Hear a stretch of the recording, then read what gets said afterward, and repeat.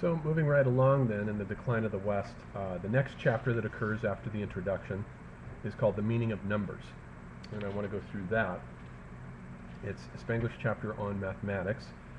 And it's interesting that he chooses to begin with a chapter on mathematics before getting into any of the other stuff, because I think he wants to convey to the reader that mathematics is world building, and it's absolutely essential for the construction of a cosmology, what he calls the world as nature, a world picture, that he says is motivated by a culture out of a deep world fear that is analogous to the fear, and it's at the start of every culture, that's analogous to the fear felt by the child before his or her mind has solidified into a cognitive world that makes sense out of the chaos of impressions that threaten to overwhelm the child, and consequently for the child, the world is full of boogeymen in the closets and monsters under the bed and so forth. There's a basic world fear there that he says also the primitive man, the aboriginal, also feels.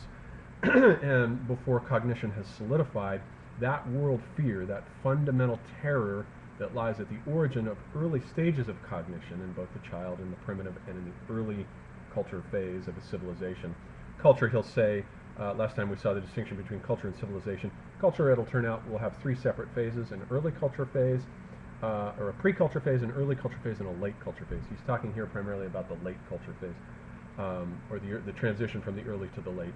The early pre-culture phase is entirely religious.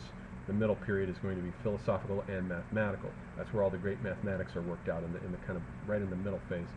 But for the child and the primitive, this world fear will then become, at the birth of every culture, the motivation for the translation and capturing of what Spengler calls the alien, that which is out there, the world that exists behind the welter, the chaos of impressions of sense phenomena that strike fear into the dweller of the early phase of culture, who then begins to erect a world as picture, a cognitive world that attempts to, basically an extension of the immune system, of the psychological immune system, that captures the welter of chaos impressions and turns it into a cosmos.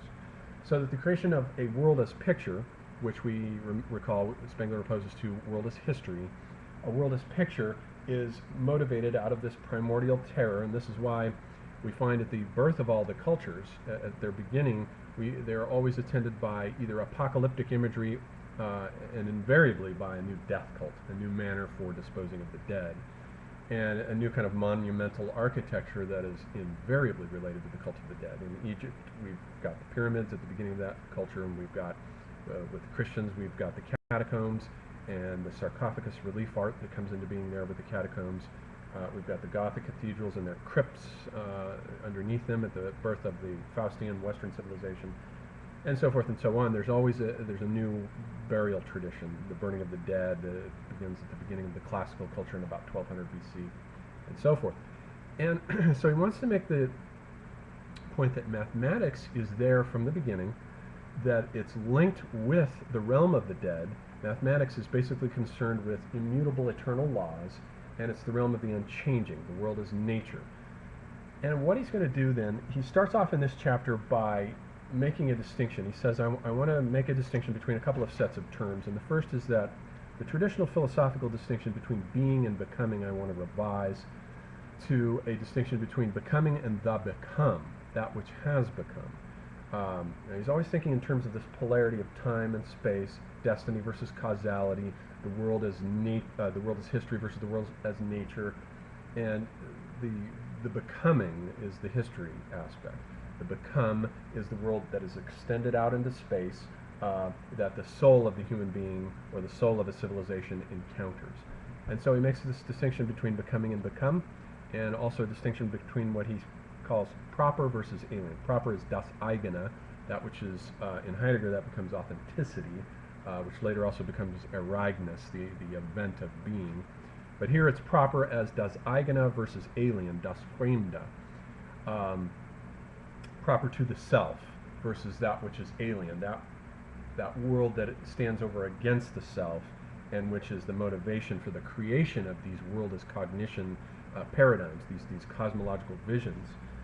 And he says also then, so he wants to distinguish between soul and world, in the sense that world is that which is actualized, that which has become.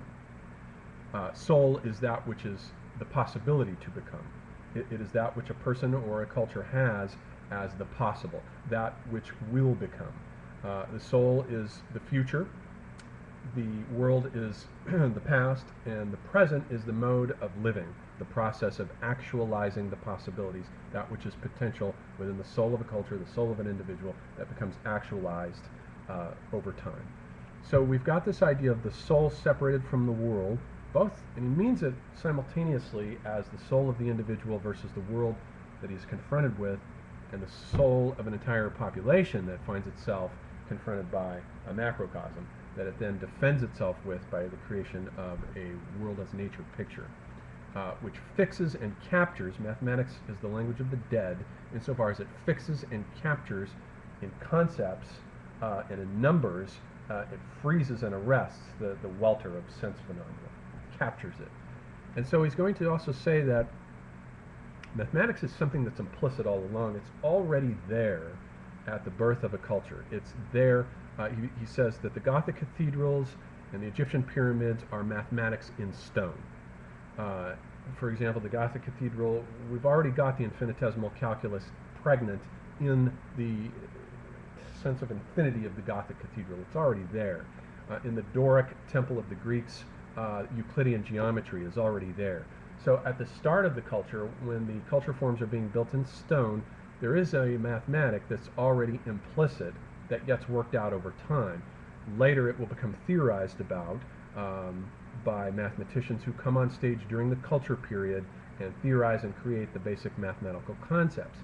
And he's going to have this idea too that the mathematician is like the artist. The mathematician is not doing something that is closer, more akin to science. It's actually more akin to what the artist does. So he wants to highlight this close relation between mathematics and art. It's a little bit like what Heidegger says the artist does when the artist is the ear or the he palpates the contours of being, as it were.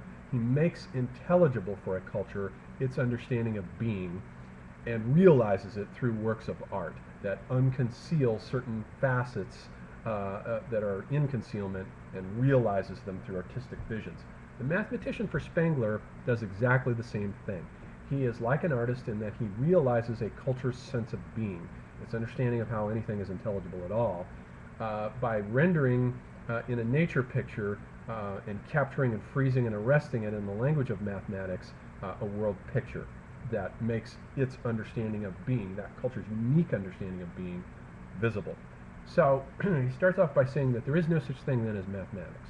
There is only the mathematic, an Arabian mathematic, or a Greek mathematic, or a European mathematic, or a Chinese mathematic. They're all different. They are all just as different from one another as the respective art forms are of each of these cultures, and they all come into being. The West tends to see mathematics as a gradual evolutionary development of discoveries that are added onto each other and that get larger and larger, so that there's this evolutionary idea that's consistent with the unilinear vision, the Ptolemaic vision of ancient medieval modern, that he's already abandoned, as we saw last time. Instead, what has happened is that each culture realizes a mathematics in exactly the same way that it realizes its art forms, and that math develops in a way that is similar to the evolution of an art style. There are styles of mathematics, and they have phases. They have their early phases, middle phases, and late phases of a culture's mathematics. And they have distinct morphological characteristics. And so what he's going to say is that if we look at classical mathematics, for example, as it first begins to be articulated after the great Doric period, in which it's implicit in the religious sensibilities of the Doric temple and so forth, starting with Pythagoras. With Pythagoras, mathematics begins to become visible to the Greek mentality as what it is. It makes visible magnitude.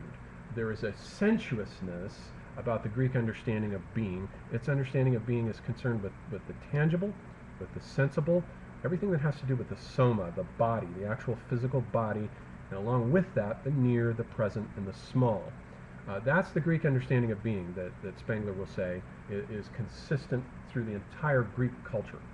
Heidegger will say, note the difference, that when Heidegger talks about the Greek understanding of being, he divides it into a couple of phases where he says This pre-Socratic understanding of being as phusis, in which phenomena arise, flash forth like epiphanies and disappear, is different from the academic Plato and Aristotle's understanding of being, in which the forms are divorced from the realm of becoming. There's a different understanding of being there. But Spengler, on the other hand, is going to say the Greeks as a whole, the entire civilization, from the Doric period all the way down to the Romans, has a single coherent understanding of being as that which is sensuous, measurable, visible, perceptible to the senses, very concrete, very tangible. And Euclidean geometry, that is first manifested here with Pythagoras in about 540 BC, is simply the geometry of the measurable magnitude. And so, consistent with that, anything, the Greeks did not discover anything, or they actually eliminated anything that was inconsistent with that feeling or understanding of being. So, as a result of that, for example, we get there are no irrational numbers, and for the Pythagoreans, irrational numbers are the big heresy.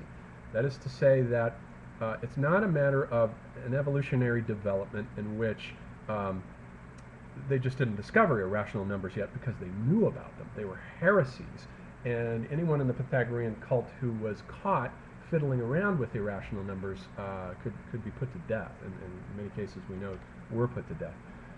So it was a heresy because irrational numbers, that is to say where there are decimals, like the number pi for instance, where there are rationals, it tends to overturn the idea of number being bound to the corporeal body, the sensuous soma. It tends to overturn that.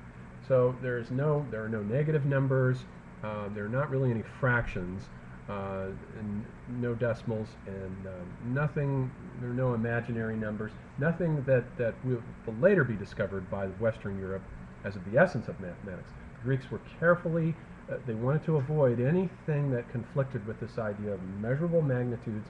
If it couldn't be drawn on the page and visualized clearly as something tangible, they eliminated it from consideration. And so, starting with Pythagoras, this is what we get, is this idea of number as a measurable magnitude. And he says that the idea, the counter idea, the chaos idea here, to which this cosmos is a response, can be found in Anaximander's idea of the apeiron. The apeiron is not just chaos, the way we would understand it. It is, it's normally translated as the unlimited, but what it really is that which has not yet been turned into form. It's the block of marble that is uncarved and hasn't been turned into a statue, Spengler says. It's the apeiron, the unlimited in that sense. And because it has not been formed, it cannot be captured by number. So it's the opposite of number as cosmos, as measurable magnitude. And he says this corresponds, for example, to the Kantian idea of space. The Greeks had no word for space, for empty space.